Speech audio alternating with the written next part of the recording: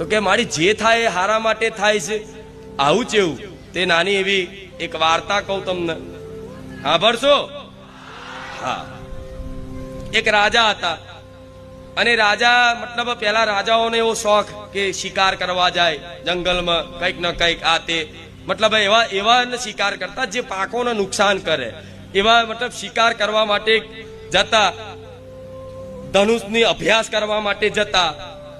એના અભ્યાસ તો કરવો પડે ને, ધનુષ શીખવા માટે, શસ્ત્ર શીખવા માટે એનો અભ્યાસ તો કરવો પડે. એ ધનુષ મતલબ શીખવા માટે એ અભ્યાસ કરવા જતા. તો એક દિવસ રાજા એમ કરીને અભ્યાસ કરતા કરતા આમ બાણ ચડાવ્યું પ્રત્યંચા પર, અને પ્રત્યંચા પર બાણ ચડાવતા અહીંથી એ જે બાણની જે દોરી હોય, તાર હોય, એ તાર એવો છટક્યો ને તે રાજાનો અંગૂઠો કપાઈ ગયો. શું? રાજાનો એ અંગૂઠો કપાઈ ગયો.